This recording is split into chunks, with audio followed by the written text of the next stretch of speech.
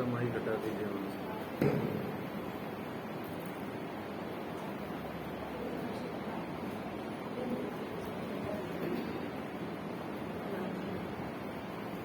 श्री प्राणनाथ प्यारे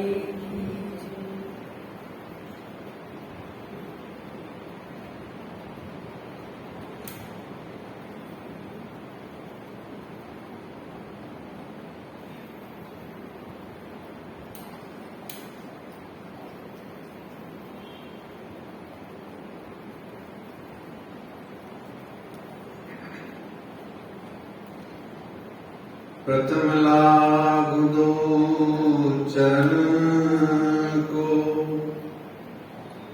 धनी देना छुड़ायो किन, लाग तली लालड़ियां मेरे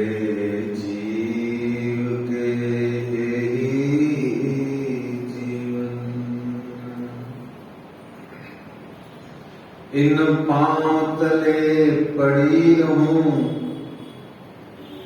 इन पांव तले पड़ी रहूं, धनी नजर खोलो बातूं,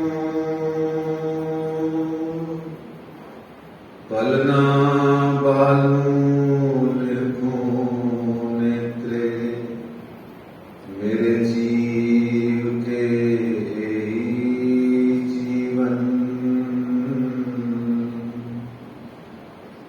मेरे जीव के जीवन,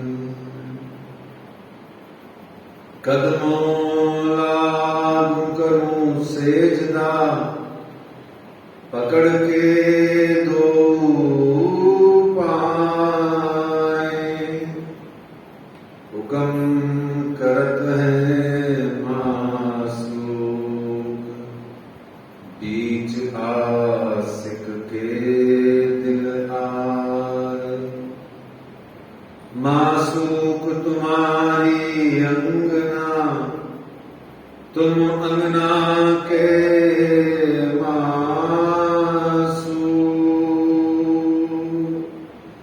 ए हुक्मे इलम दृढ़ किया, अजूरू क्यों न होत टूक टूक, अजूरू क्यों न होत टूक टूक। वंदो सद्गुरु चरण को, करूं सुप्रेम प्रणाम, अशुभ हरन मंगल करन श्री देवचंद्र जी नाम। श्री प्राणनाथ निज मूलपति, श्री में राज सुनाम, तेज कुंवर श्यामा जुगल जी को पल पल करूं प्रणाम, पल पल करूं प्रणाम।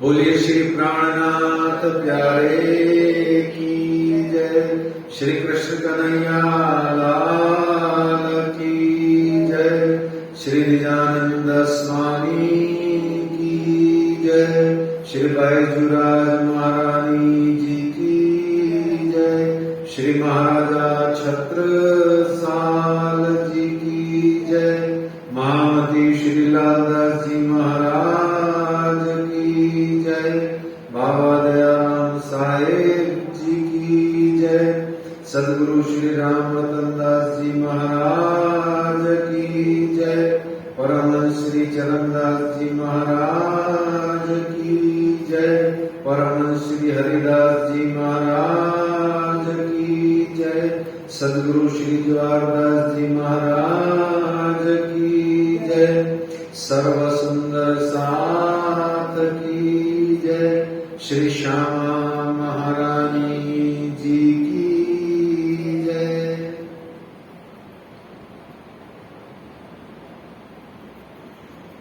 परना परम धाम देख,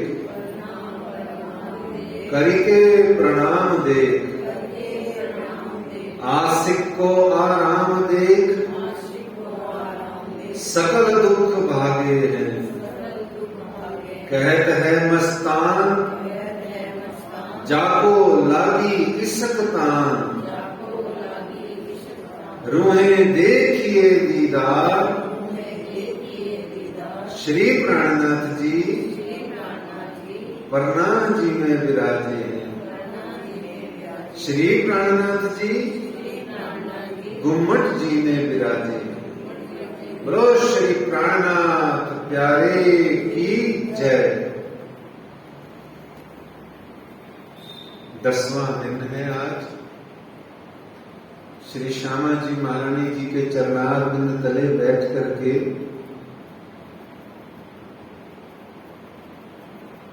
सन 2022 की श्री गीतक साहिब जी की चर्चा कथा का श्रवण करते हुए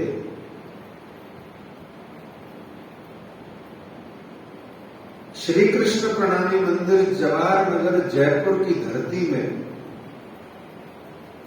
हमारा सद्भाग्य है, परम सद्भाग्य है कि हम यहाँ बीतक कह रहे हैं और आप बीतक चर्चा कथा सुन रहे हैं।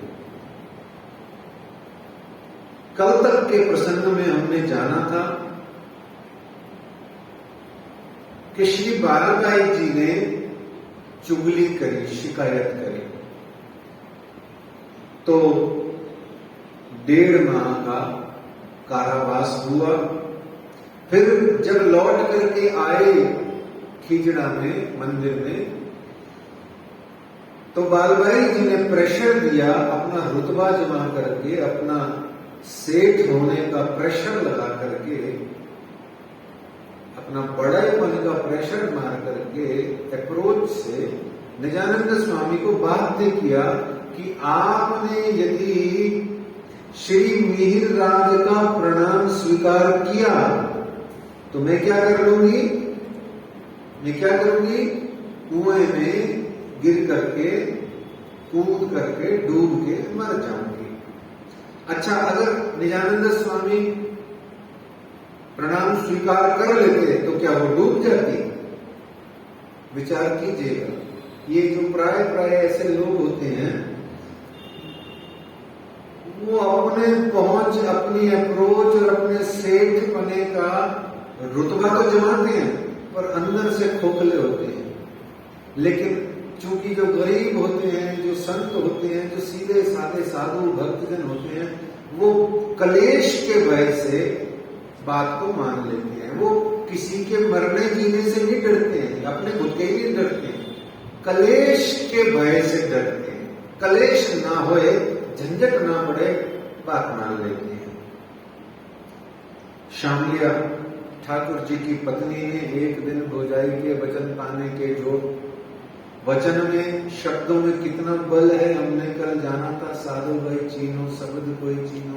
अध्यात्म की दुनिया के अंदर में गुरु जब, संत जब शिष्य को या भक्तों को जब कुछ उपदेश, आदेश, निर्देश देता है, वो भी शब्द ही होते हैं।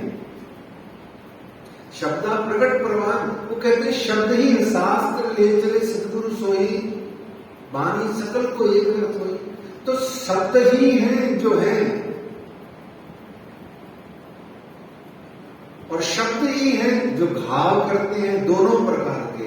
लौकिक जगत में दुख, कष्ट, पीड़ा भी दे देते हैं, वो शब्द होते हैं। और जो शब्द ऐसे जागृत, जगावत, तत्खिन जागृति हो जाती है, चुभ जाते हैं, हृदय में लग जाते हैं, घाव कर जाते हैं। दोनों ही घाव होते हैं। संसार में जो निंदा, चुगली आदि के, जो क्रोध के, ईर्ष्या के शब्द हैं, वो भी शब्द ही तो है। किसी को अपशब्द कहा, शब्द ही तो कहा। अप शब्द, अप उपवर्ग लगाकर, उपसर्ग लगा करके अपशब्द हो गया। और किसी को सुंदर शब्द कहा तो वो उसको असर कर गया। इस शब्दों की ही बात हमने करी थी। तो वो भोजाई ने पुराना, कितने साल पुराना, 15 साल पुराना किस्सा निकाल के श्री महराज के आगे कर दिया। बोले यही है मेरा सदगुरु, जिसके लिए तू तलवार लेके मेरे पति परमेश्वर को मारने चला, और भी न जाने कुछ कहा होगा, हमें तो इतिहास का पता नहीं। जितना पता है संभावना ये थी। पर बहुत दुख हुआ, श्री महाराज को उठे अगले दिन सुबह और पास में ही दरोल गांव में कला जी के यहाँ दीवानगिरी का कार्यभार लेके वहां रहने लगे। और 2 साल 8 महीने बाद में उनका मन उचटा गया संसार से और सदगुरु की याद आने लगी। बोले अब मैं एकांत में सेवो धनी निर्धार, अब मैं अपने धाम धनी अक्षरातीत श्री निजानंद स्वामी जी की, मेरे सदगुरु की सेवा करूंगा और सेवा करके उनकी मैं शिष्यत्व में, उनकी साधना में रहूंगा। वो स्वीकार करें या नहीं करें, मैं तो उनके साथ जाऊंगा। और इतने में ही उधर निजानंद स्वामी की सुरतगिरी निज धाम, तो वहां से धामगमन का प्रसंग हुआ। इधर से इनका मन हुआ कि मैं वापस जाऊं, तो देवचंद्र जी महाराज जी ने आवाज लगाई, पुकारा, मेहराज मेहराज आओ, मेहराज आओ, मेहराज। तो बालबाई और बिहारी जी गए बुलाने, लेकिन दोनों ने ही कुटिलता से बुलाना नहीं चाहा, क्योंकि मेहराज को वो नहीं चाहते थे कि वो खींचड़ा में वापस आए, क्योंकि आएंगे तो बिहारी जी का प्रभाव शून्य हो जाएगा। बालबाई को भी पता था। हर सत्य पात्र, हर सुपात्र, जो कोई वास्तविक संत होता है, जो कोई वास्तविक भक्त होता है, जो अंतर से सांचा होता है, निश्चित जानो वो सबसे पहले उपेक्षा का पात्र बनता है, उपहास का पात्र बनता है।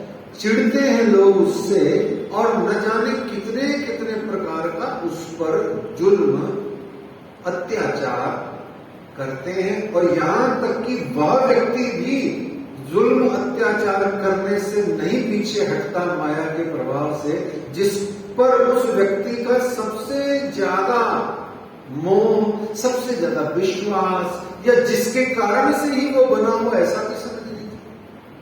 माया कैसे भी कैसे पटखनी मारती है, बहुत बलवंती है। हम विचार भी नहीं कर सकते कि माया में कितना बल है।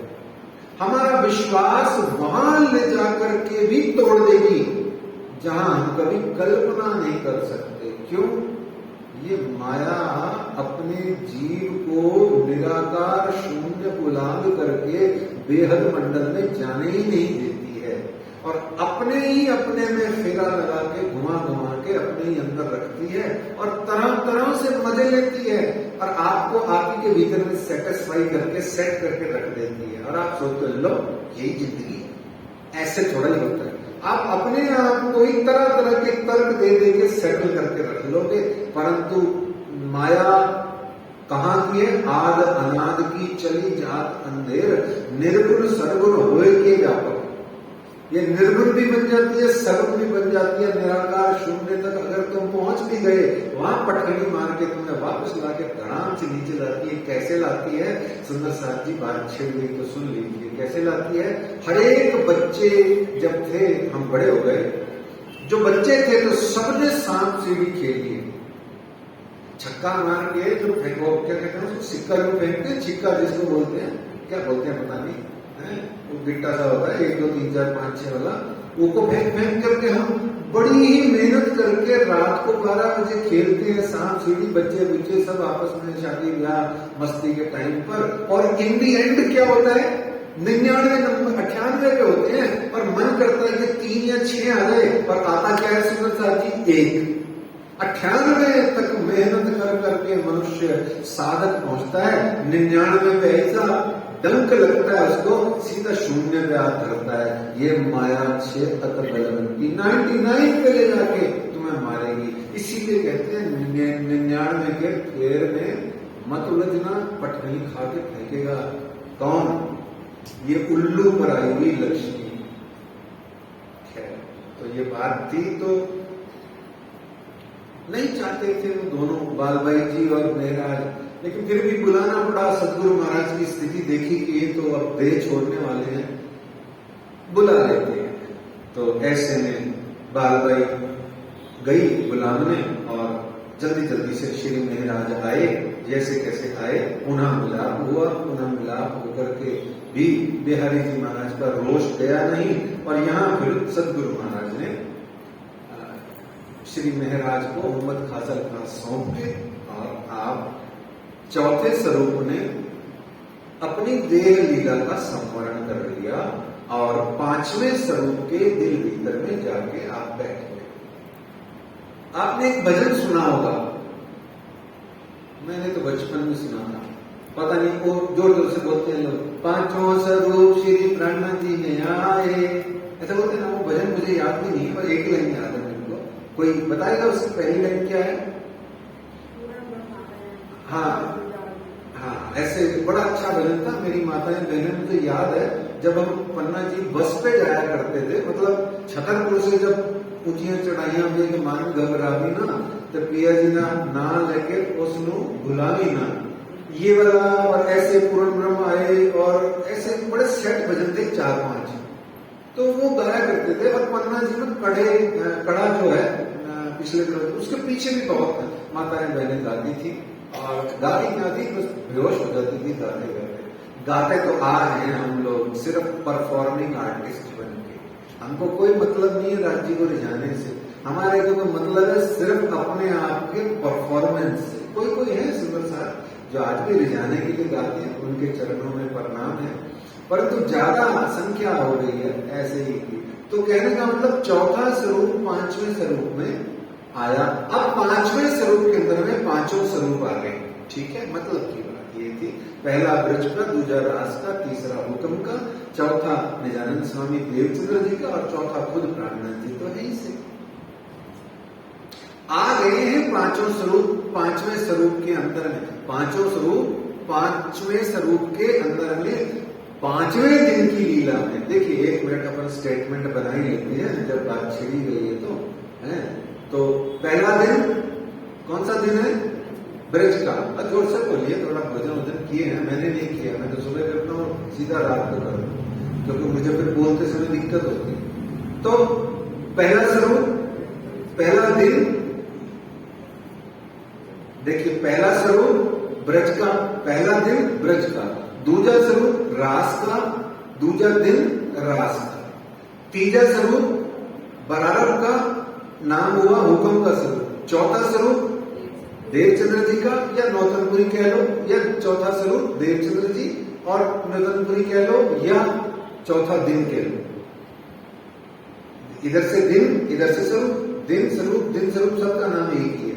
पहला दिन कोई पूछे ब्रज का, पहला स्वरूप कोई पूछे ब्रज का, दूसरा स्वरूप कोई पूछे रास का, दूसरा दिन कोई पूछे रास का, तीसरा स्वरूप कोई पूछे हुक्म का, तीसरा दिन कोई पूछे चलो बरारब का या हुक्म के स्वरूप का, चौथा दिन कोई पूछे तो श्री निजानंद स्वामी देवचंद्र जी महाराज नौतनपुरी बोल देना, और चौथा दिन पूछे या चौथा स्वरूप पूछे तो भी यही बोल देना। अब पांचवा स्वरूप और पांचवा दिन कोई पूछे तो श्री प्राणनाथ जी बोल देना, दोनों का उत्तर है। कितना ईजी हो गया। अब छठा रह गया है, वो किसका है? वो किसी को मत बोलना, क्योंकि मैं तो बोलता हूं तो मुझे शर्म आ जाती है। राज्य कह रहे मेरा दिन है और मेरे अंदर में तो रात ही रात है, तो इसलिए मैं तो नहीं बोलता मेरा दिन है। हाँ, जो मोमिन है उनका दिन है, जो ब्रह्मश्रेष्ठ है उनका दिन है, जो सुंदर साध है उनका दिन है। मैं तो अभी मनुष्य भी बनने में पता नहीं मुझे 3, 4, 5 जन्म और लेने पड़ेंगे, ऐसा वाणी भीतर पढ़ के मेरे को लगता है, विश्लेषण मेरा। तो इस तरीके से बालबाई जी मंत्रणा कर रही हैं और गादी ऋषि हो जाती है बिहारी जी महाराज की, और बिहारी जी के अटपटे नियम बनते हैं। बाहरी जाहिरी चर्चा करते हैं, कहानियां सुनाते हैं, किस्से सुनाते हैं, उदाहरण लोट पोट और चंपक जैसी पत्रिकाओं में से उदाहरण ले लेके आते हैं और अजीब अजीब से उदाहरण सुनाते हैं। उनका मतलब एक ही होता है, कल भी हमने चर्चा करी थी, जो ऐसे किस्म के कई बार हो जाते हैं, भावना हो जाती है किसी की, तो वो सारा प्रोजेक्ट, सारे काम, सब चीज माइक पकड़ते जाएंगे, बैठते जाएंगे, मतलब चर्चा करने, उसी सब्जेक्ट, उसी प्रोजेक्ट की चर्चा करेंगे जहां से धन एकत्र होता हो। धन के अलावा बुद्धि में कुछ नहीं है। और हमारे जो वास्तव में सुंदर साथ हैं, भक्त हैं, जिन्होंने वास्तव में श्यामा जी की रचना को पाना है, वो भी धन की बात करते हैं। पर कौन से धन की? जो धन धाम के धनी परम धाम से लाए, और उस धन को अपने धनी से प्राप्त करके धन्य धन्य अनुभव करते हैं। शेष जो संसार के लौकिक मुद्रा के, करेंसी के धन में ज्यादा उलझते हैं, उनको धिक धिक पड़ो मेरी सुध को बुध को याद न किया धनी नाम कह के दत्त जी ने कहा है। तो इस तरीके से चर्चा करते, परंतु आनंद की, मस्ती की बात क्या कि तेरी बाहरी जाएगी दुनिया की बातों में से भी जो बातों निकाल करके सुंदर साथ के चरणों में रख दे, उसको हम श्री मिहिर राज कहते हैं। तो जो बिहारी जी महाराज बाहर बाहर की चर्चा करते, उसमें से भी बातों निकालते, तो यूं चर्चा करते आंकड़ी खुली अंतर जानी। ऐसे चर्चा करते करते एक दिन श्री मिहिर राज की आंकड़ी अंतर्यामी की खुल जाती है और खुशबोए इस्लामी आती है। आंकड़ी अंतर्जामी क्या है सुंदर साथ जी? आंकड़ी, आंकड़ी किसे कहते हैं?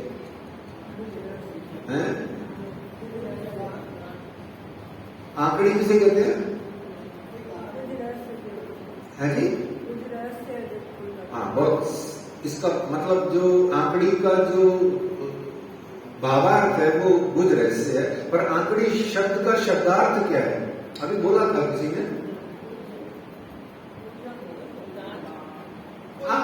जंजीर में क्या होती है? अरे ये आंकड़ी होती है, गांठ कह लो भले ही आप। ये जो कड़ी, कड़ी, कड़ी, आकड़ी, कड़ी, आकड़ी, कड़ी का मतलब क्या होता है? चेन। मतलब जो चीज में कनेक्टेड हो, इंटर ऐसी अकड़ी अकड़ी अकड़ी अकड़ी चल रही हो, यानी कि सुलझ नहीं रही हो, तो भावार्थ हो गया गुज रहस्य, जो सुलझता नहीं है। आकड़ी का मतलब जो अकड़ी, जो कड़ी के रूप में बंद है, बंधन में है, बांधी हुई है, ताला है, लॉक है, जिसे हिंदी में लॉक बोलेंगे, अंग्रेजी में लॉक बोलेंगे जिसे ना। तो आंकड़ी अंतर्यामी की क्या? अंतर्यामी की आंकड़ी क्या है? अंतर्यामी किसे कहते हैं?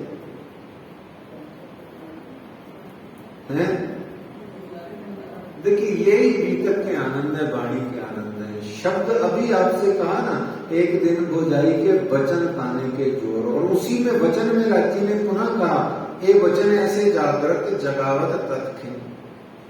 और वचन में ही जान है, वचन ही सब कुछ है। और वचन को ही जब साधु संत गुरुजन बोलते हैं तो प्र उपसर्ग लगा करके प्रवचन हो जाता है।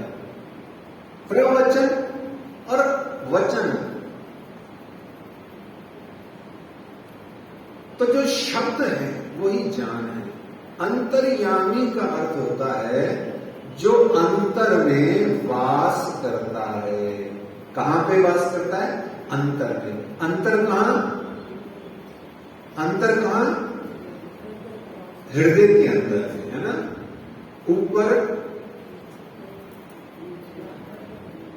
मैंने चपाई बोली, समझ में आई? ऊपर नीचे न कया अरस कया मोमिन कलू, कलू है दिल, हृदय। तो अरस यानी कि परम धाम, अरस का अर्थ होता है धाम, अरस का अर्थ परम धाम भी नहीं होता, ये भी समझ लीजिए। अरस का अर्थ होता है धाम, लेकिन अब वाणी में बार बार जो है ना अरस अरस आया तो उसको परम धाम के रूप में माना गया है। पर अरस का अर्थ परम धाम नहीं होता है, अरस का अर्थ धाम होता है। अरस से अजीम का मतलब परम धाम होता है, ध्यान रखिएगा। पर वो वाणी में बार अरस से अजीम भारी पड़ जाता है, इसलिए वो अरस अरस अरस चलता है। तो अरस को ही मान लेते हैं परम धाम, है ना। तो अरस तुम्हारा मेरा दिल है, हे राज जी, अरस तुम्हारा मेरा दिल है। तेरा जो परम धाम है राज जी, वो वास्तव में मेरा दिल है। जब मेरे दिल ही तुम्हारा अरस मैंने घर है, निज घर है, तो फिर उधर तुम कम घूम रहे हो? इधर आओ, इधर आराम विश्राम करो। सेज बिछा दी है मैंने। कौन सी सेज? ये पलंग जो तुम आप लोग सब बिछा बिछा के खुश होते हो, ये तो सांकेतिक है, प्रतीक है। इसको करते करते हमारे अंदर में भाव दशा बनती है कुछ। ये सब तो सहायक चीज है, ये काम की चीज नहीं है। मूल काम की चीज है। मैंने क्या किया? कण मिट्टी के हटा दिए, चत्तर से सब कुछ हटा दिया, सब कोई एक कण भी नहीं छूटा। इसका मतलब क्या है? मैंने दिल रूपी हृदय रूपी इस पलंग पर जो चादर बिछाई है प्यार की, और जो तकिए रखे लाड के, दुलार के, श्रृंगार के, रोमांटिक जो मैंने तकिए बिछाए हुए हैं राजी, ये मैंने जो बिछाए हैं, इसमें कण मात्र भी कोई गंदगी संसार की बची ना रह जाए, वो लास्ट में मैं चेक कर लेती हूँ आपको बुलाने से पहले। ये प्रतीक है। तो इस तरीके से अरस, तो बिहारी जी चर्चा करते थे, उसमें से ही बात निकाल के प्रस्तुत करते। श्री महाराज की चर्चा की अर्चा से खुली आंकड़ी अंतर्यामी, तो या में अंतरवासा ब्रह्म का ये सदगुरु दिया बताए, है ना। तो सदगुरु महाराज ने बताया कि प्रत्येक ब्रह्म सृष्टि के हृदय में परमात्मा का निवास है, यानी उनको अंतर्यामी कहा गया जो ब्रह्म सृष्टियों के हृदय में निवास करते हैं। हमने शुरू में जान लिया था, परमात्मा सच्चिदानंद इस 14 लोक ब्रह्मांड के अंदर में निवास नहीं करते हैं, कर नहीं सकते हैं, इन 14 लोकों के अंदर में भी नहीं कर सकते हैं। परमात्मा सच्चिदानंद पूर्ण पुरुषोत्तम कण कण वासी नहीं है, नहीं है, नहीं है। कोई आपको कहे तो उसको मेरा फोन नंबर दे देना, या आप खुद भी उसको कह देना, हो ही नहीं सकते हैं। अगर हो जाएंगे तो 14 लोक ब्रह्मांड भी परम धाम हो जाएगा, 14 लोक ब्रह्मांड बचेगा ही नहीं, क्योंकि नूर जमाल के नूर से जो भी सामने आएगा टकराएगा, वो सब नूर ही नूर हो जाएगा। ठीक है, तो इस तरीके से हमने कल जाना था। तो चर्चा की अर्चा करते खुली आंकड़ी अंतर्गामी। आइए लालदास जी महाराज को आह्वान करते हैं। श्री महामती कहें ऐसा जी बया चर्चा का भगत, अब तुम सुनियो चित्त दे, लाल घुमाए बैठे तकत, लाल घुमाए बैठे तकत। हम तो हैं धाम के एक खेल नहीं रंजक, हम सहरग से नजीक बैठे आगे हक, बैठे आगे हक। पता लग गया श्री महाराज को, अंतर्यामी की आंकड़ी खुल गई तो उनको पता लग गया क्या कि हम सहरग से नजीक बैठे आगे हक।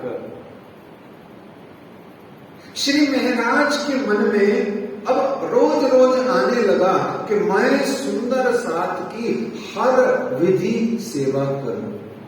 तो उन्होंने दीवानगिरी का, जामनगर के दीवानगिरी का काम ले लिया। सुबह शाम दफ्तर जाते, और सुबह शाम दफ्तर जाने से पहले श्री बिहारी जी महाराज के नियम के अनुसार 2 बार मत्था टेक के जरूर जाते। ठीक है ना, एक बार सवेरे, एक बार शाम को, और शाम को जाकर के चर्चा की कथा भी, अर्चा भी करते। तो लौकिक बोझ आने पर भी कसनी और कर ली, प्रातः और शाम को दोनों समय जाना। ऐसे जीवन चल रहा था मेरे प्यारे सुंदर साथ जी। पर राजी महाराज कहते हैं कि मैंने तेरे को इसलिए थोड़ा ही भेजा है कि तू सीधा सीधा चलता जाए। सुख भरे दिन बीते रे भैया, अब दुख आए रे। गाना क्या है? दुख भरे दिन बीते। पर यहाँ तो श्री मीर राज के जीवन में बहुत ध्यान से समझिएगा, जब तक रामनगर क्रॉस होकर के चले, अगर ये इससे पन्ना पहुंचे धाय नहीं होता है, तब तक श्री मेहर राज और उनका सुंदर साथ लौकिक जगत में दुखी ही रहेगा। माया पीछे नहीं छोड़े। तो क्या कहते हैं कि सीधा सीधा नहीं चलना है। तो ऐसे ही जिंदगी चल रही थी। इतने में क्या हुआ कि जो अमलावती की पहली तन धारण करी हुई श्रीमती फूलबाई जी हैं, उनका एक प्रसंग आया। ये प्रसंग लालदास जी की बीतक में इशारे से एक चौपाइयों में है, परंतु इसका विस्तार से वर्णन वृतांत मुक्तावली और लीला रस सागर स्नेह सखीकृत बीतक में मिलता है। नाम श्रीमती फूलबाई, पिता का नाम है इनके प्रेम जी, और गांव है कुटियाना, गुजरात के अंदर। ये श्री मिहिर राज की प्रथम धर्म पत्नी का नाम है। श्री प्राणनाथ जी की पहली पत्नी का नाम क्या है? श्री प्राणनाथ जी की पहली पत्नी का नाम क्या है? अच्छा, प्राणनाथ जी ने कितने विवाह किए?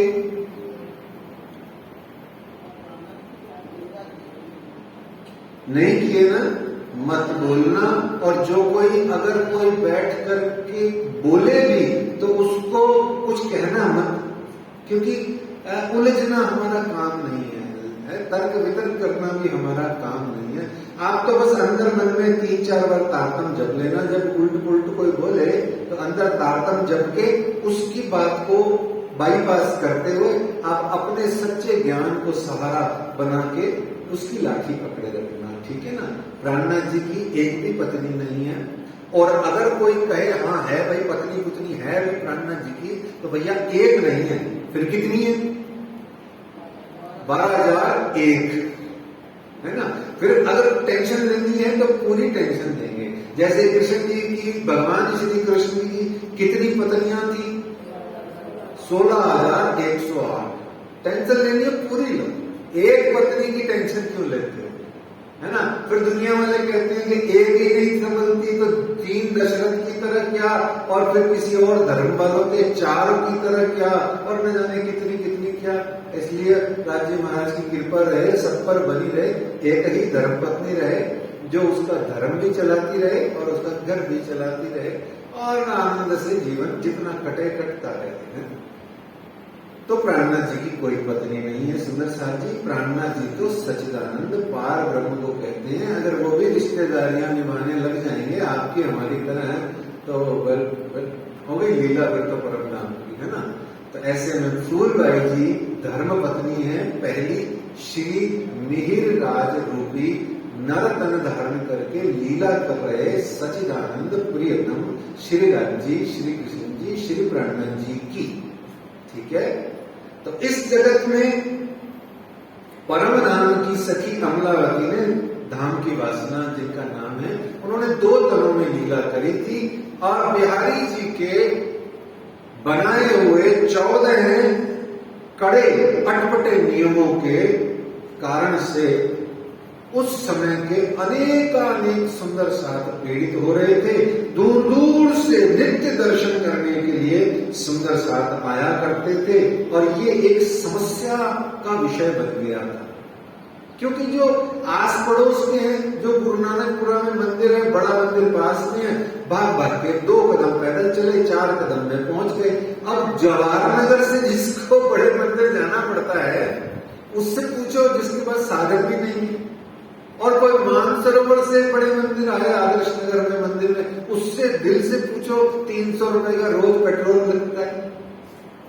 ऐसे ही उस जमाने में जो जामनगर खीगड़ा मंदिर के नेड़े तेड़े के लोग थे, वो तो 2 मिनट में भजे गए, मत्था टेका, फॉर्मेलिटी करी, वापस आ गए। जो भी टका रुपया देना है महाराज जी के चरणों में रखा, या कोई केला फल फूल प्रसाद दिया, वापस आ गए। शाम को दफ्तर से लौट रहे हैं, खेत से लौट रहे हैं, फिर मत्था टेका दे रहे।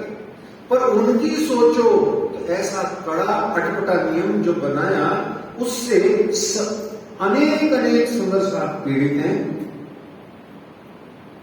तो ऐसे में कितने ही सुंदर साथ को बिहारी जी महाराज ने निष्कासित कर दिया, जो 2 वक्त का दर्शन और दक्षिणा नहीं देने आते थे। तो इस तरीके से लोग उपहास भी करने लगे कि ये कैसे धर्मगुरु हैं, कि ये कैसा नियम बना रखा है इन लोगों ने तो नौतनपुरी जामनगर से, फिर वहां वृत्तांत मुक्तावली में लिखते हैं कि नौतनपुरी जामनगर से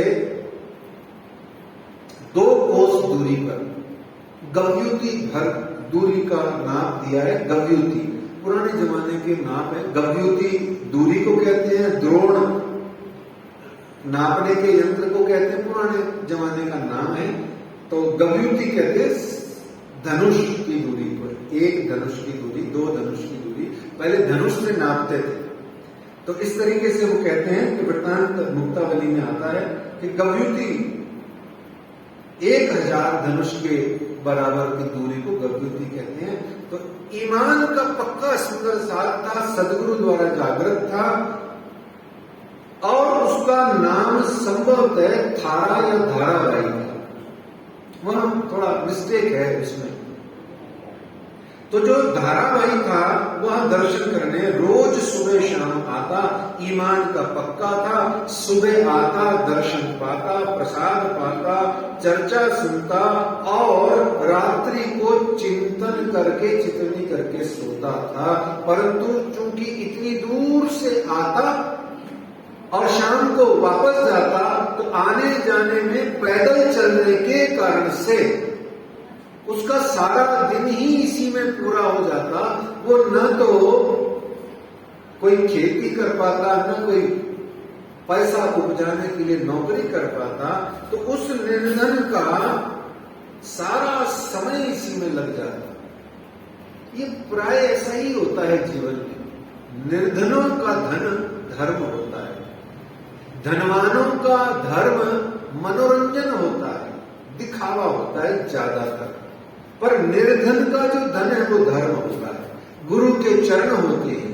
परंतु धनवान चूंकि लक्ष्मी चूंकि सबको एकांत कर देती है और अपने ही भीतर में स्वाभिमान की जगह अभिमान को भर देती है, इसलिए लक्ष्मी जिसके अंदर आ जाती है वो धर्म को भी एक साधन, एक स्टाइल, एक फैशन, एक कुछ भी समझ करके डील करता रहता है और इसी में धनवान निकल जाता है। अगले आवागमन के अगले किसी न किसी चक्रव्यूह में जो भी उसको जन्म मिलता है कर्मों के आधार पर, परंतु जो गरीब होता है वो धर्म को निभाता है, गुरु के चरणों में बैठा रहता है, सारा दिन ग्रंथ को वांचता है, सुना हुआ वापस घुलता है अंदर, और ऐसे करता करता जो गरीब है वो धाम धनी जी का प्यारा हो जाता है। क्योंकि राज जी ने वाणी में खुद कहा, क्या कहा, क्या कहा, आपको तो पहले पता लग जाता है। रब न रखे किसी का गुमान, वो तो गरीबों पर मेहरबान, जो जो गरीबी लीजिए साथ में त्यों त्यों। राज्य ने कहीं लिखा, जो जो 2000 की गड्डियां 20 करोड़ जोड़िए घर में, तो राज्य कहेंगे आ मेरे पास ये सोना चांदी हीरा मोती सब जोड़ ले तो मैं तेरे को बहुत प्यार करूंगा। राज्य ने कहा क्या? राज्य तो उल्टा एक गाने में कहती है, क्यों पैसा पैसा करती है, क्यों पैसे पर मरती है, पैसे भी लगा दूंगा ढेरी गद्दू हो जाएंगे। राज्य कहते तू पहले मेरी हो जा। तो ऐसे रब न रखे किसी का गुमान, तो गरीबों पर मेहरबान। इसलिए धर्म जिसकी संपत्ति हो, धर्म जिसका खजाना हो, ऐसा वो गरीब सुंदर साथ बड़ा ही परेशान दुखी हुआ और 1-2 बार दिन में पैदल चल के आना उसको भारी पड़ रहा था। सारा दिन उसका यात्रा में गुजर जाता, खेती मेहनत मजदूरी आदि सब के लिए समय नहीं बचता। धीरे धीरे उसका परिवार भूखा मरने लगा, धीरे धीरे उसका परिवार भूखा मरने लगा। अतः उसने जाकर के श्री प्यारी जी महाराज के चरणों में विनती करी कि मुझे दिन में 1 बार दर्शन करने के लिए आने का कहा जाए, यानी 1 बार की मुझे छूट दे दी जाए प्लीज। अभी बेचारा बोल भी नहीं रहा था कि मुझे दिन में दर्शन 1 बार। बिहारी जी का निष्कासित, टर्मिनेटेड, ऑर्डर पास कर दिया, टर्मिनेशन लेटर बना दिया, निष्कासित।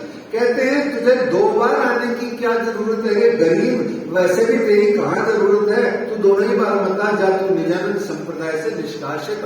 आज से तू सुंदर सात समुदाय का नहीं। निजानंद स्वामी ढूंढ ढूंढ करके सुंदर साथ बना रहे हैं और उन्हीं के सुपुत्र बिहारी जी महाराज ढूंढ ढूंढ करके पात्र को, सुपात्रों को विदा कर रहे हैं। इसको कहते हैं वास्तविक धर्म की तुलना। ये वास्तव में धर्म है।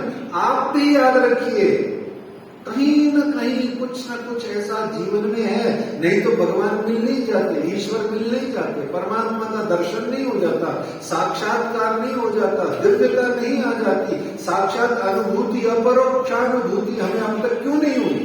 कहीं न कहीं हम पात्र को छोड़ते जा रहे हैं, कुपात्र को मित्र बनाते जा रहे हैं। जाने दोस्त को दुश्मन को ऐसी फिराई अकल है। माया क्या कहती है?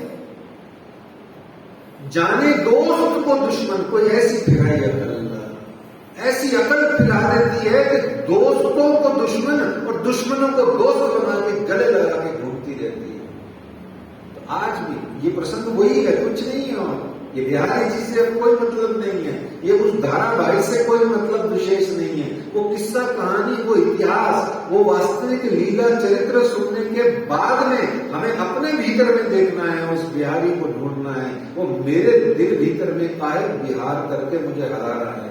मैं तो हार अपने धनी जी के हाथ से पहनने वाली अंगना हूं, ये काम फंसी पड़ी हूं माया में। त्याग दीजिए तुरंत, अभी, आज, इसी वक्त, अभी, यहीं, जैसे ही आपको ये होश आए, जैसे ही आपको पता लगे, आज इसी वक्त उस पर्दे को, उस फरामोशी को, उस बात को, उस मोह को, उस अहंकार को यहीं काट दीजिए।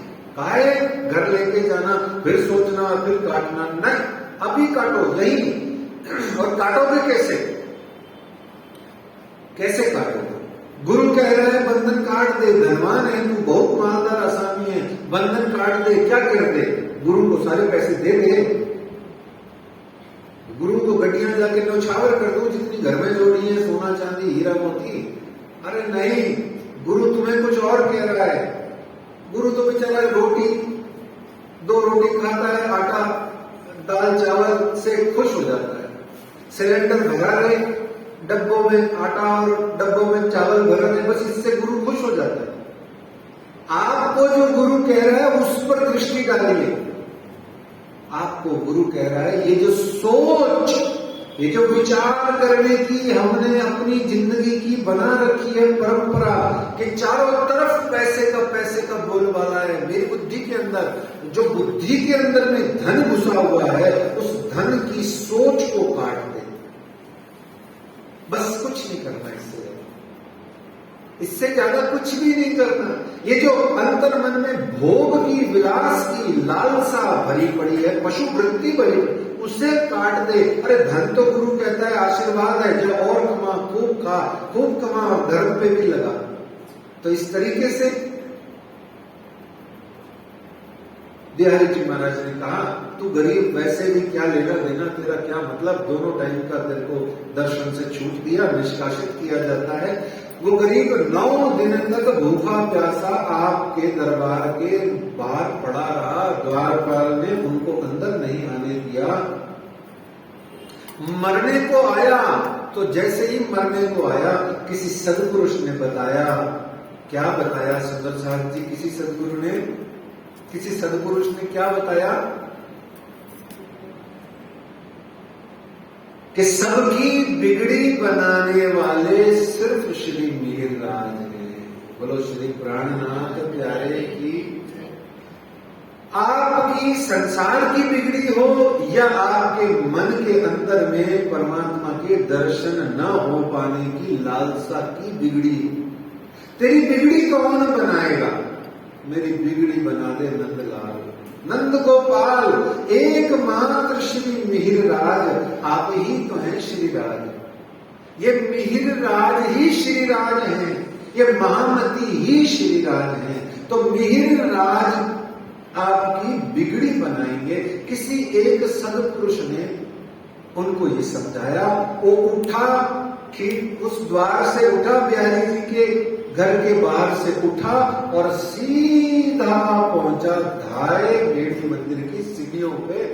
जाके उसने अपना माथा रखा, सीढ़ियों को चूमा, जोर जोर से पुकारा, हे मेहराज, हे मेहराज, हे मेहराज, रक्षा कीजिए, त्राहिमाम, मैं मरा जा रहा हूं, मुझे सुंदर साथ समुदाय में वापस ले लीजिए।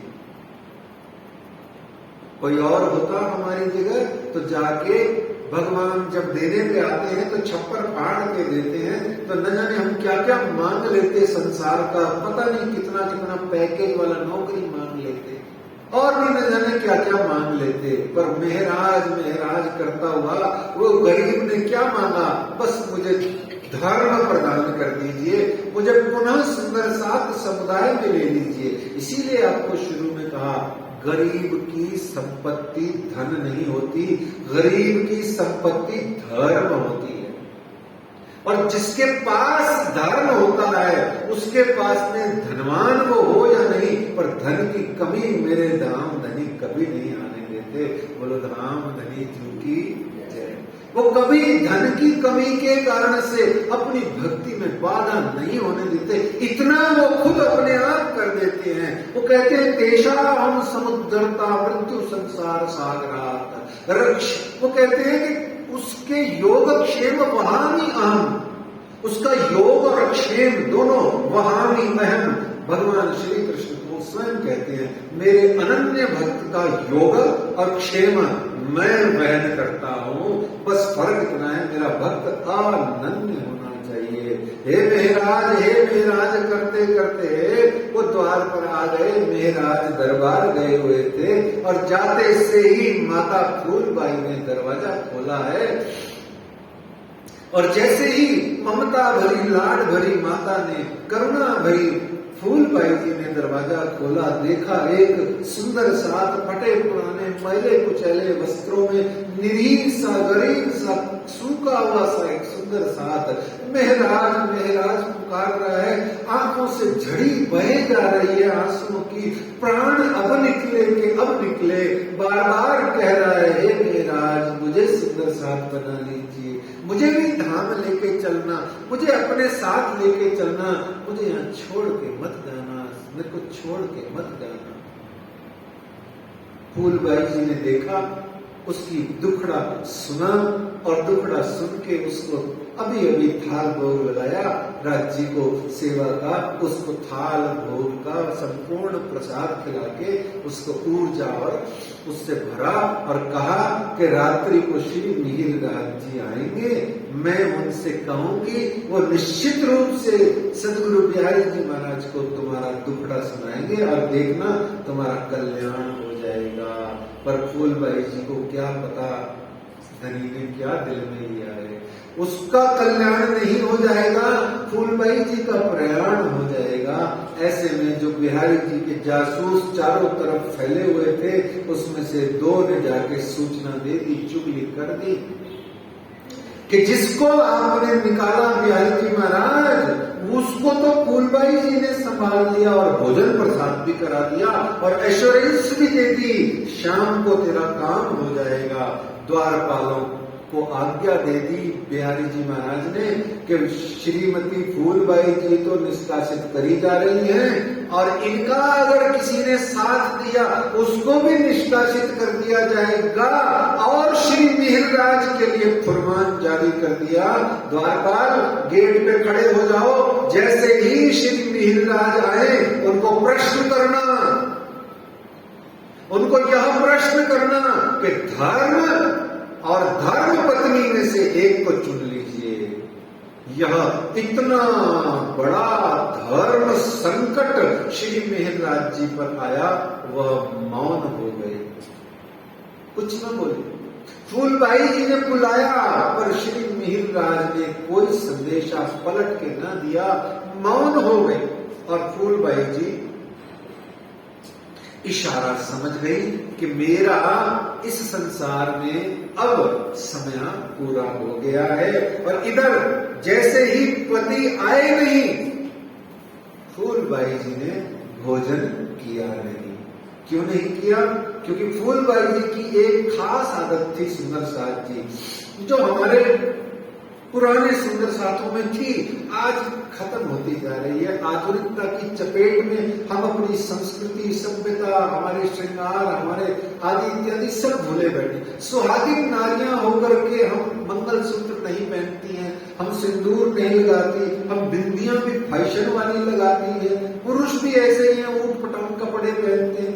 हमने सब कुछ ही अपना चौपट कर रखा है, क्योंकि हमारी शिक्षा ही ऐसी है शुरू से। तो कहने का भाव, श्री फूलबाई जी की एक आदत थी, बहुत ही कुछ गंभीर आदत, कि वो अपने पति को भोजन कराने के बाद में पति वाले थाल में ही अपना भोजन सब्जी परोस करके खुद खाती थी, अपने लिए अलग थाल लगाती नहीं थी।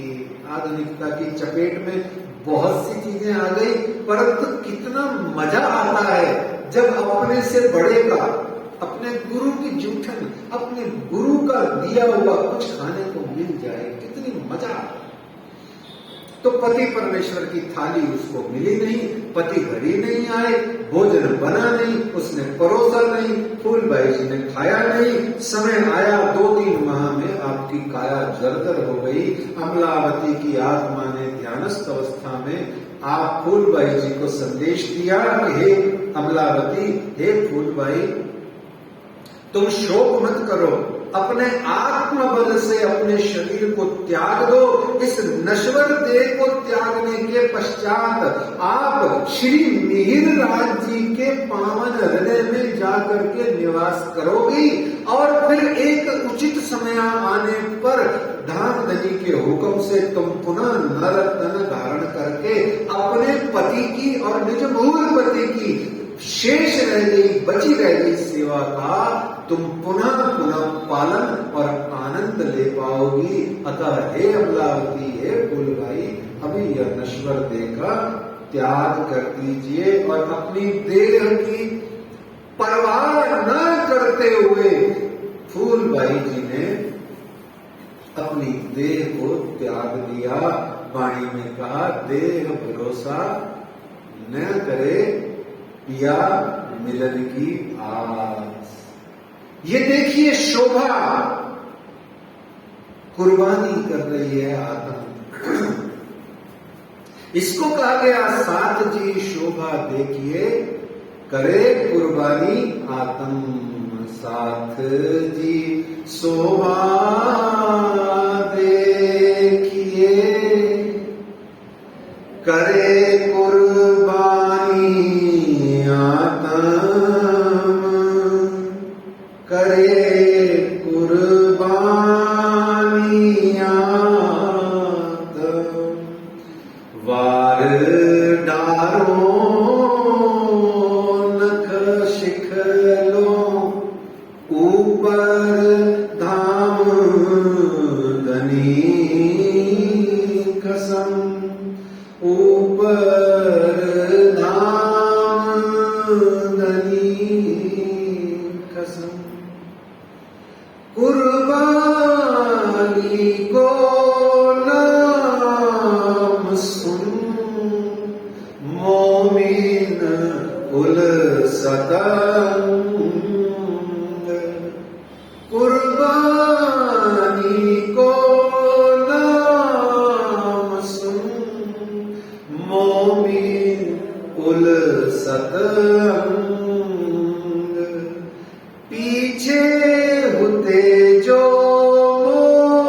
मोमिन दौड़ लिया दिन संग।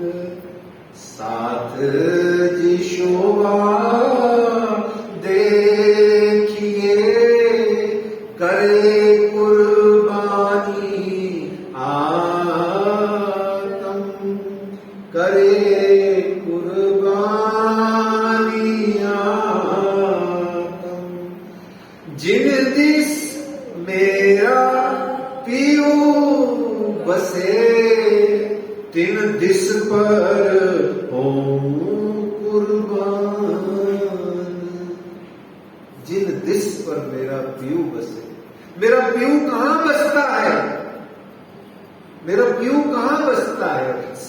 700 किलोमीटर दूर मेरा घूमट वाला बसता है, मेरी रानी महारानी श्यामा रानी बसती है। कोई दिन ऐसा खाली न जाए जब उस श्यामा रानी के लिए 2 आंसू मिनिमम आपके न बाहर आए। ऐसा कोई दिन नहीं जाना चाहिए खाली, तब जाकर के समझ में आएगा तू कोई है सवाली। जिन दिस मेरा पियू बसे, तिन दिस पर हूं कुर्बान। रोम रोम नख शिख लो, वार डालो जीव सो प्राण। साथ जिसो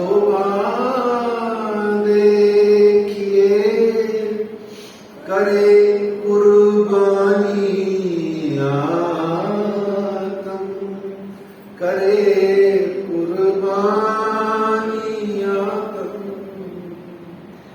सूरा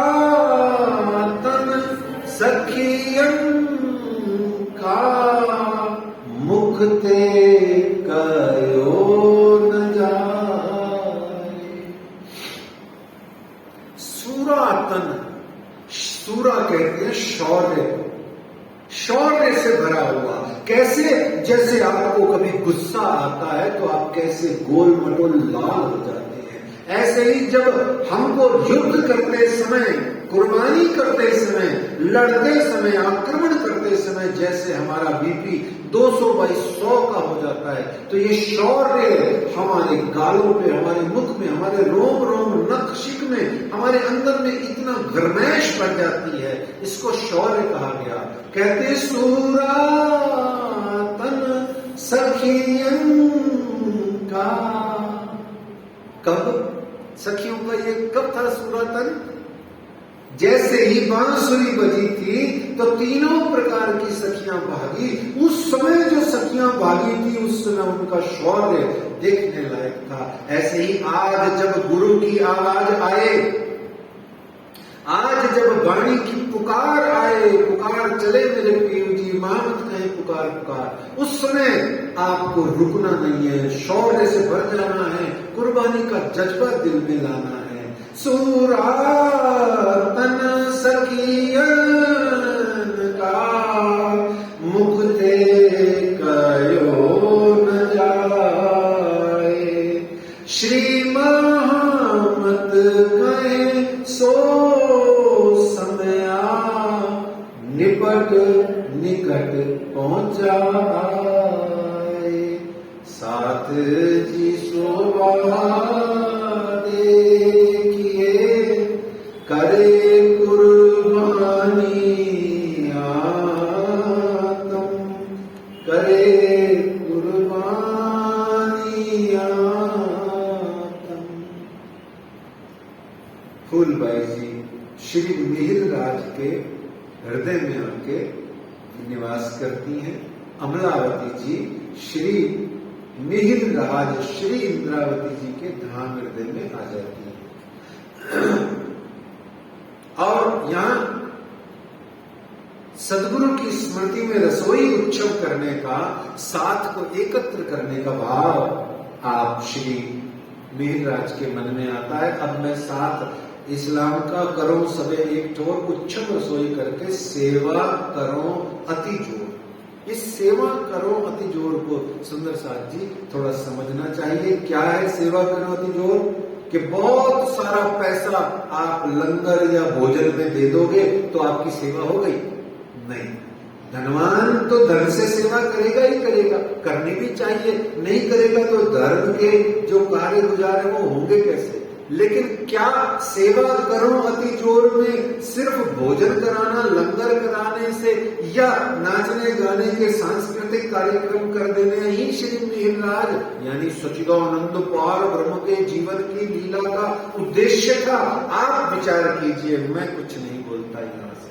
आप तो इतना सा सोचिए कि स्वयं अक्षरातीत कौन अक्षरातीत? क्षर अक्षर बेहद आदि के पार, तिन पार के भी पार, जो इस संसार में आए हुए हैं लीला करने के लिए। वो क्या सेवा करने की जब बात करेंगे तो क्या ये करेंगे कि भोजन करा दूं, वस्त्र पहना दूं, लंगर करा दूं और ये कर दूं, सांस्कृतिक कार्यक्रम कर दूं, ढोल तमाशे कर दूं, और क्या इन्हीं साधनों से ये सच्चिदानंद पार ब्रह्म आपको मिल जाएंगे? आप विचार कीजिए। मेरे यहां से कुछ भी बोलना उचित नहीं है, पर यह आपको समझना जरूरी है कि यह सब चीजों से सच्चिदानंद पार ब्रह्म का क्या नाता है, ये आपको सोचना है। परंतु जो धाम धनी अक्षरातीत ने वाणी बीतक में कहा है कि वो कैसे मिलते हैं, आत्म जागृति कैसे होती है, वो होती है ज्ञान प्राप्त करने से, भक्ति करने से, चितवनी में डूबे रहने से, चर्चा कथा करने और सुनने से, अध्ययन करने से, मनन करने से, पाठ पारायण करने से, सर्वोपरि चितवनी में ध्यान में डूबने से, और जिससे ये सब भी ना बन पड़े उसके लिए सरलतम उपाय बार बार आपको दिखाया जाता है। यहां से क्या? माला उठाइए, जपिए बैठ के, जो गुरु ने मंत्र दिया उसका जाप कीजिए, बस कुछ मत कीजिए। अगर कुछ भी नहीं होता तो ये कीजिए, और लेट के कीजिए, बैठ के कीजिए, जिस मर्जी अवस्था में बैठ के कीजिए। नहाए धोए हो तो ठीक, नहीं नहाए हो तो ठीक। भगवान का, ईश्वर का, परमात्मा का नाम लेने में क्या सोचा, क्या झूठा, क्या मोटा। जो नाम आपको परम पावन पतित पावन नाम आपको जो पापों से अनंत अनंत जन्मों से मुक्त करने वाला है, उसके लिए न नहाएगी तो एक आध दिन में कोई फर्क नहीं पड़ता। कोशिश करनी चाहिए, साफ रहना चाहिए, लेकिन नहीं भी हो तो भी कोई टेंशन नहीं। तो ये इस प्रसंग का मतलब है कि वो क्या सुंदर साथ का रसोई उत्सव करना चाहते हैं। कुछ कहते हैं भंडारा करना चाहते हैं। अब भंडारे तो पंजाबी शब्द है। प्राणनाथ जी को उस समय मेघराज जी को भंडारे का भय भी नहीं पता था। हमने भंडारा बोल बोल करके उनको भंडारा बना दिया, ठीक है ना। तो ये न मेला करना था उनको, न भंडारा करना था। वो तो सदगुरु स्मृति में रसोई उत्सव करते थे। लालदास जी की बीतक साफ कहती है, उत्सव रसोई करके सेवा करो अति जोर। ठीक है सुंदर साहब जी। तो लेकिन यहां लालदास जी महाराज आगे कहते हैं कि ए अजमाइश साथ को करत है हक सुभान, के मोमिन की माया मिले होत है पहचान। ये परीक्षा है, आजमाइश है, कसौटी है, परख है, पहचान है, इम्तिहान है, एग्जाम है, और वो सब कुछ है जिसमें हम जैसे लोग तो इतने बार फेल हो गए कि हमको स्कूल से ही निकाल दिया गया। लेकिन यहां तो स्वरूपों की लीला है, उसको ये कह रहे हैं कि अजमाइश साथ को करत है हक सुभान। ऐसे कैसे सेवा कर लोगे महाराज, ऐसे कैसे तुम बिना किसी रुकावट, पग बाधा के, बिना किसी ठोकर के तुम ठाकुर कैसे बन जाओगे। तो यहां कहते हैं कस न पाइए कसौटी बिना, रंग दिखावे कसौटी, कच्ची पक्की सब पाइए मत छोटी या मोटी। तो कसौटी तो होगी। तो इस तरीके से उत्सव के लिए वस्त्र, आभूषण, राशन की सामग्री आदि सब अपने कंट्रोल में रख करके खरीदनी और सब सुंदर साथ से दान दहेज में लेनी शुरू कर दी। और सारा सामान उन्होंने मेरी मंदिर में अपने घर में रखना शुरू कर दिया। सामान लगे जोड़ने, और इस बात की चुगली वजीर आगे गई। उन्होंने कछु न विचार दिया, बात दिल में लगी। वजीर को जैसे ही चुगली हुई और वजीर ने कुछ भी विचार नहीं किया और तुरंत प्रभाव से अपने मन में लिया, मतलब उसको एक्शन में ले लिया, ऑर्डर जारी कर दिया। यहां एक चीज बड़ी सुंदर सी आप विचार कीजिए सुंदर साहब जी। ये लालदास जी की बीतक जो है ना, ये किसी आदमी ने नहीं लिखी है। बहुत ध्यान से सुनिएगा। हमारे यहां जितनी भी बीतकें हैं वो दास वाणियां कहलाती है।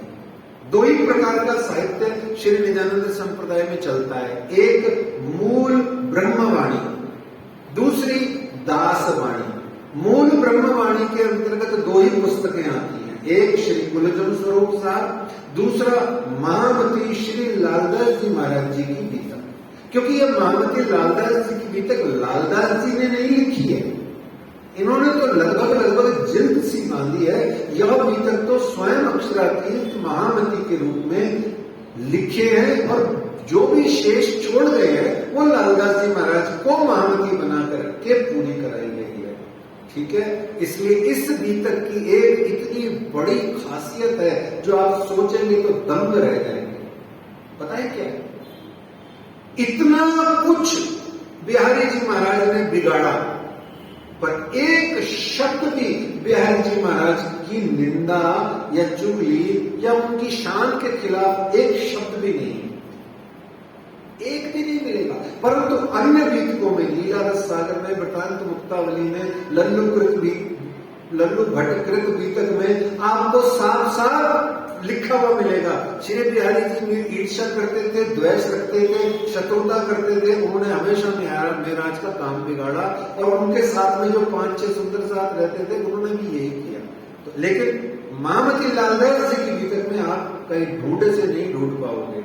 तो ये चुगली जो है सुंदर साथ की, इस पे 2 मिनट हम सोच लेते हैं, 2 मिनट हम कुछ चिंतन कर लेते हैं क्या कि हम कब करेंगे। ठीक है, हम चुगली कब करना शुरू करेंगे या हम चुगली करना कब छोड़ेंगे, है ना? नहीं, ये चिंतन नहीं कराना मुझे तो ये चिंतन कराना है आज तक के प्रसंगों में कितनी बार चुगली प्रसंग आया, ये आपका ज्ञान वर्धन करना यहाँ मेरा उद्देश्य है। बताइए, पहली चुगली किसने करी थी? सबसे पहली चुगली बीतक शुरू हुई, बीतक से लेके आज तक हम 18-19वें प्रकरण में आ गए, शायद 18वां या 17वां प्रकरण चल रहा है। उसमें अब तक के प्रसंगों में कितनी बार चुगली आ गई? एक चुगली कितनी बार आके गलत कर गई आपसे?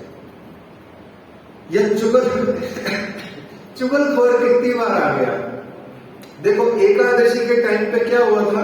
एकादशी द्वादशी के व्रत में छिद्र को ढूंढ रहे बाहर, है ना, रहे बाहर वरिष्ठ अहंकार, तो चुगली, वहां चुगली करी। ओ देखो जी, देखो एकादशी को रोटी खा रहे। सनातन हिंदू धर्म में एकादशी को भोजन करना अपराध समझा जाता है आज भी।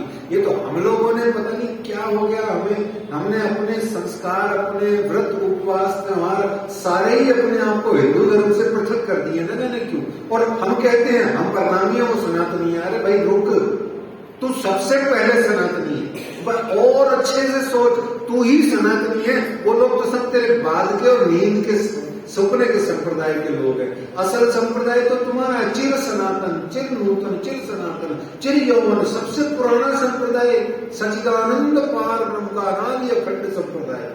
ऐसे मत कहा करो कभी भी किसी को, और खूब जाया करो हनुमान जी के मंदिर, गणेश जी के मंदिर, इसका मंदिर, उसका मंदिर, कहीं भी हो सब जगह जाओ। परंतु मेरे धाम धनी कौन? एक सच्चिदानंद पार ब्रह्म युगल स्वरूप राज श्यामा जी। आप अपने बेटा बेटी के घर जाते हो, सिर्फ उसी के घर जाते हो? अरे भाई, और बेटी बेटियों के घर भी तो जाते हो। ऐसे ही कहीं भी जाओ हिंदू धर्म में।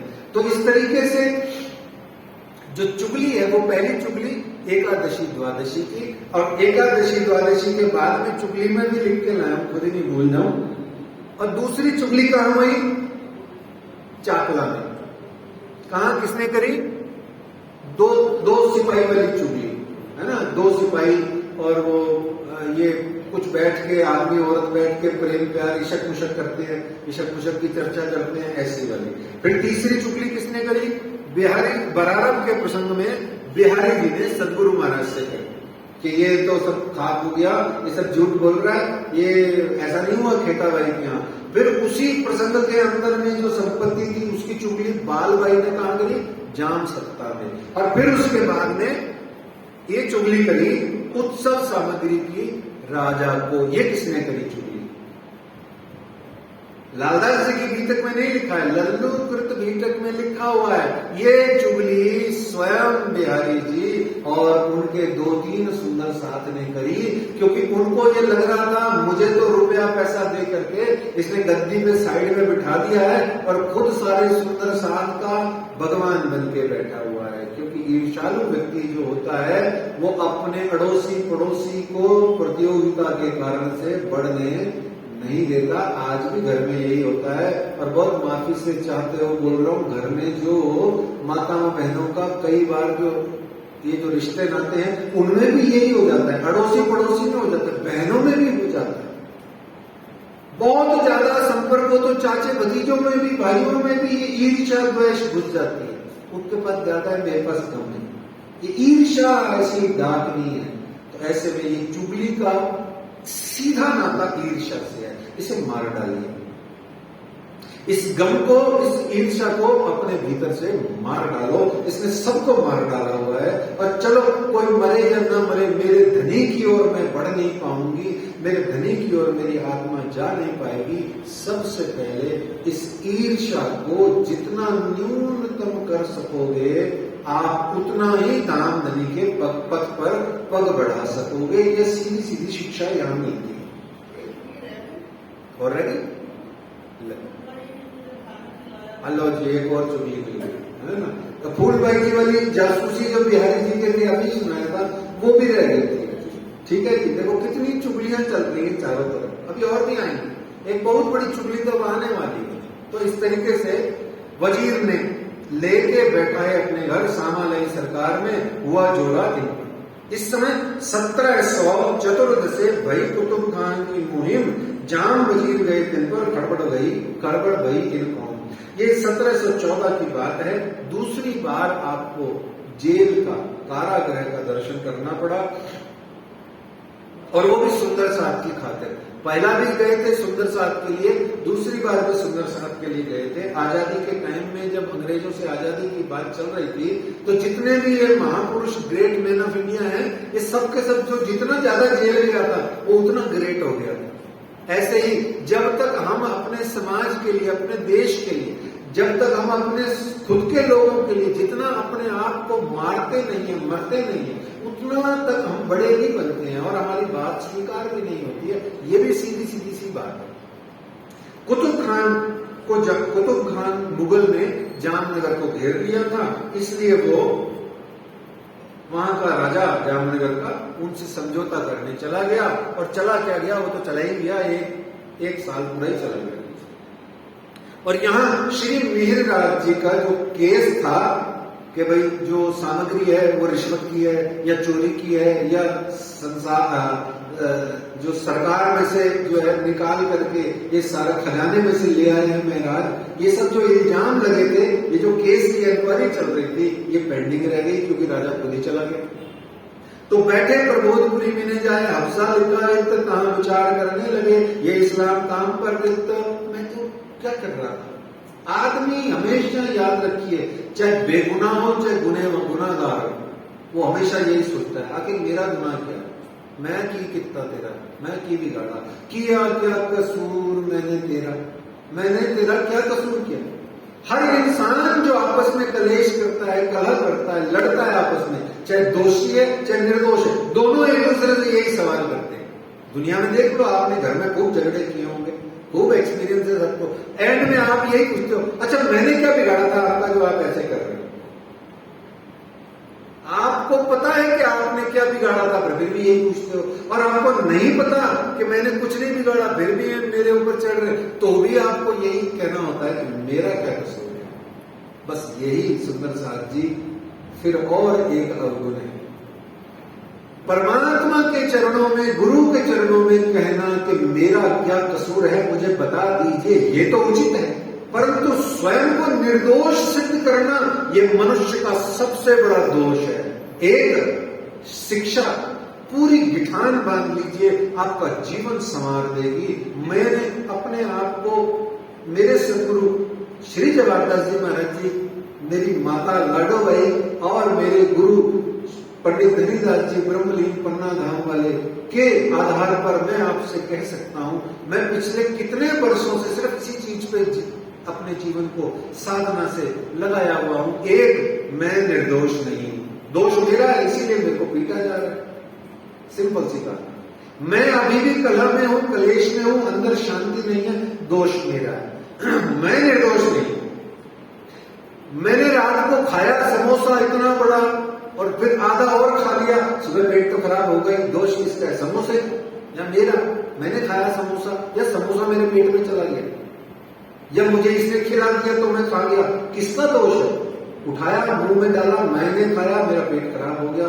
मुझे पता है मुझे चीनी ज्यादा खाते ही अभी शुगर बढ़ जाएगी, किसका दोष है? चीनी का। किसका दोष है? तो मैं निर्दोष नहीं हूं, ऐसे के ऐसे मानिए। दूसरा, मैं महान नहीं हूं। दो चीजें अपने जीवन में धारण कर लीजिए। आज इसी वक्त कलेश खत्म हो जाएगा, बाहर होगा या नहीं मुझे नहीं पता, आपके दिल भीतर में कलेश खत्म हो जाएगा। और भगवद गीता में भगवान श्री कृष्ण कहते हैं, अशांतस्य कुतः सुखम्। जो अशांत हृदय है उसे सुख भूल जाना चाहिए। शांत व्यक्ति ही सुखी हो सकता है, वही आनंद में रहता है। तो इस तरीके से मेरे प्यारे सुंदर साथ जी, ये निर्दोष और ये महान होना, ये त्याग दीजिए। साधना की बात है। निजानंद स्वामी जी के चरणों में बैठे हैं, स्वयं श्री मिहिरराज कह रहे हैं कि तहां विचार लगे करने थे इस्लाम काम पर एक, और इस तरीके से हबसा कहा गया, प्रबोधपुरी कहा गया। हबसा या प्रबोधपुरी का क्या अर्थ होता है? ज्ञान की जगह, जहां ज्ञान प्राप्त हो, आत्म उपलब्धि हो, ऐसा स्थान। यहाँ निज स्वरूप का प्रबोध हुआ, युगल स्वरूप का साक्षात दर्शन हुआ, अखंड श्री तारतम वाणी का अवतरण प्रारंभ होता है।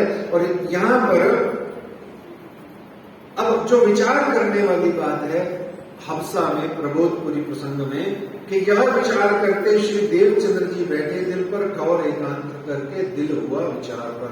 6 महीना आप मौन हो गए, 13 महीने आप 11 महीने आप वहां रहे और 13 महीने आप वहां रहे और 6 महीने आप वहां मौन हो गए, बोले ही मौन चिंतन में लीन हो गए।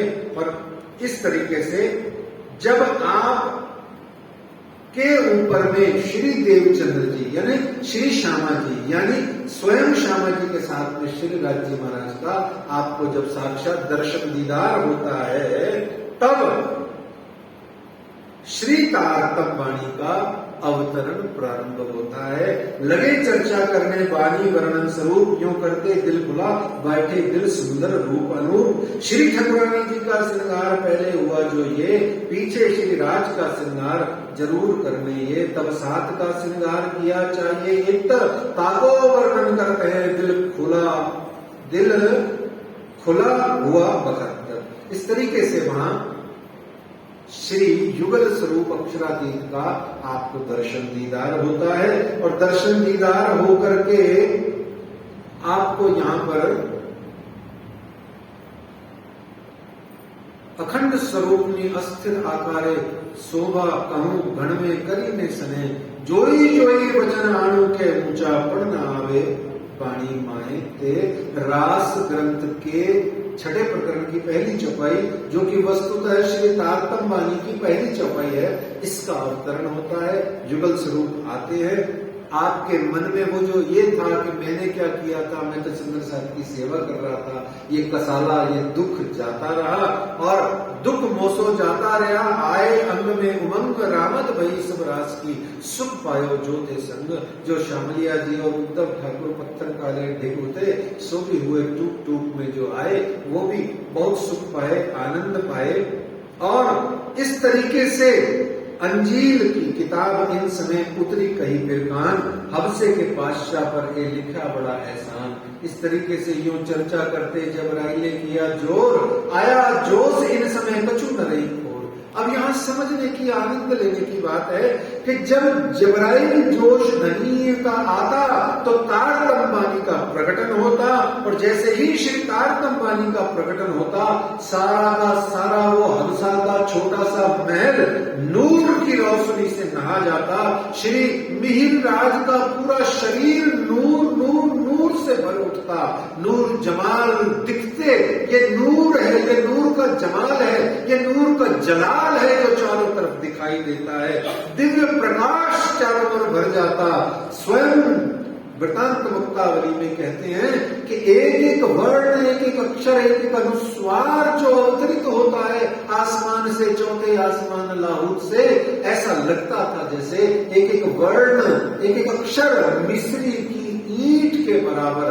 इतना मीठा है, पूछिए मत। और जैसे जैसे वाणी उतरती गई, सबने लिख ली वहां पर मिस्री की ईंटें गिरी हैं, और किसी की आंखें ऐसी नहीं होती जो उस समय रोती हुई न होवे, नम न होवे। और ऐसे में विचार करके देखिए,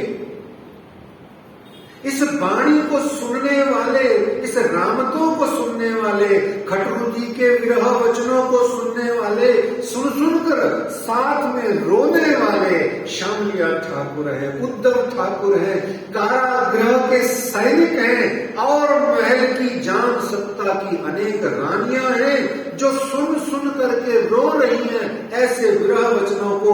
वो दासियां रो रही हैं, वो कर्मचारी रो रहे हैं, वो सबका सारा आलम रो रहा है। एक एक ईंट, एक एक दीवार, एक एक वृक्ष, एक एक पत्ता, एक एक पौधा चारों तरफ सिर्फ अपने प्रियतम के प्यार में रो रहा है, विरह में रो रहा है। और किसी की आंखें नहीं जो नम न हो।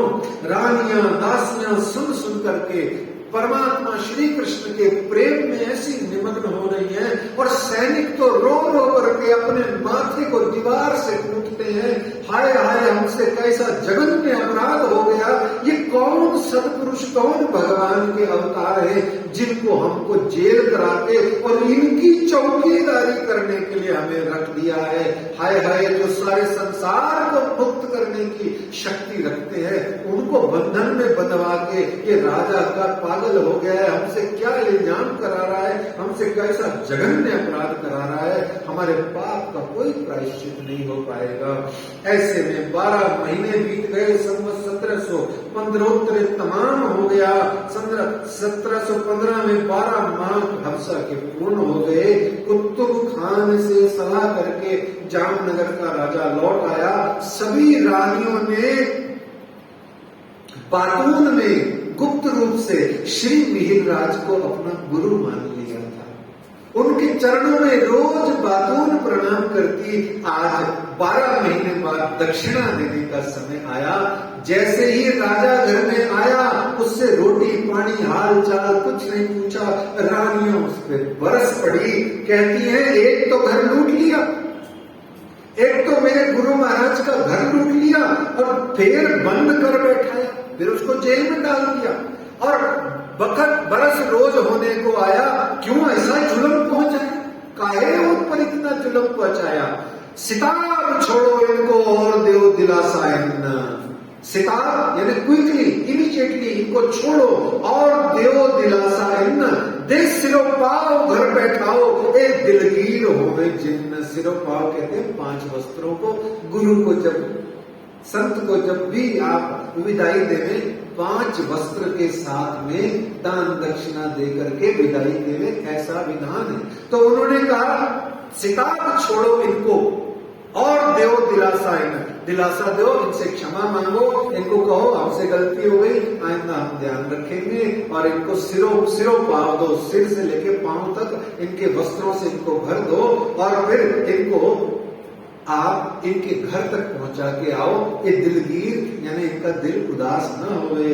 और इस तरीके से 1715 में ससम्मान आप घर वापस आए, बाइज्जत बरी होके आप वापस आए।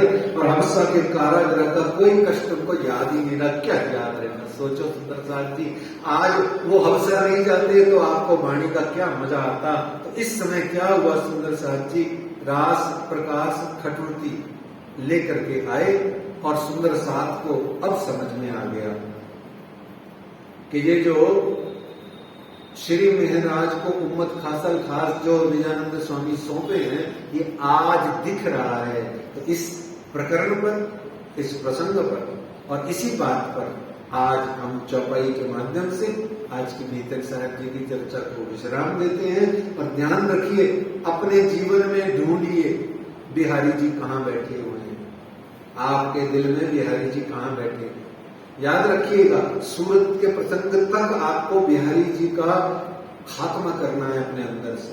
फतेह करी दज्जाल सो, फतेह करनी है दज्जाल को, तब सूरत में दर्शन पाओगे। सूरत नहीं दर्शन पाओगे तो प्राणनाथ का जयकारा कैसे लगाओगे। तो बिहारी जी को खत्म कीजिए। एक दूसरा, आप मान करके चलिए कि आप निर्दोष नहीं और आप महान नहीं, आप सबका काम अच्छा नहीं करते और नहीं आप जो है कोई गलती नहीं करते, ऐसा है। ये मानिए, इस चीज को मानिए। ये हमारा अकड़ हमें मानने नहीं देता, इसीलिए तो हम जवानी में बूढ़े हो जाते हैं, जवानी में अकड़ने लग जाते हैं। बूढ़े अकड़ते हैं, बूढ़े होते उनको मानने की आदत नहीं होती। जो वृद्ध हो जाते हैं ना, वो हमें करते रहते, छाड़ पड़ाते ऐसे करते हैं। वो स्वभाव हो जाता है, सखिया जाता है, वो ऐसा प्रकृति है, इसमें बुरा मानने की बात नहीं। लेकिन हम जवानी में अहंकार के कारण से अकड़ जाते हैं। किस लिए भाई? तो हम निर्दोष नहीं है, हम महान नहीं, ठीक है। ये मैं नहीं कह रहा, ये बाणी भी तक कह रही है ना। और तीसरा हमने ये देखना है, कोई धाम धनी अप्सरातीत श्री राज जी या कोई श्री श्यामा जी महारानी जी या कोई मेरा गुरु मुझ पर ऐसा हाथ रख दे सिर पर, मेरे सिर पर हाथ रखो श्यामा रानी, ऐसा हाथ मेरे सिर रख दो कि मुझे भी प्रबोधपुरी में बैठ करके चिंतन चितवनी करके अपने अंतरात्मा को जगाने का सुअवसर मनुष्य की इसी देह को प्राप्त किए हुए में कोई भी उम्र के पड़ाव में, चाहे 60 का हो, चाहे 50 का हो, चाहे 40 का हो, चाहे 70 का हो, मेरे को मिल जाए ताकि मेरी मान के देह अखंड फल को पाए। आज के भीतर का ये सार है। आइए हम देखते हैं और अपनी जिंदगी को श्री मिहिरराज जी को सौंपते हैं। जैसे सारे सुंदर साथ ने समझ लिया मेरा जी सब कुछ है। आइए तो साथ सबों ने इन समय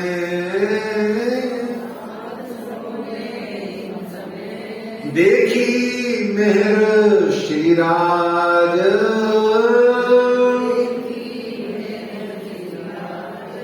बाह पकड़ाई साथ की, दई हक के हाथ श्री महराज,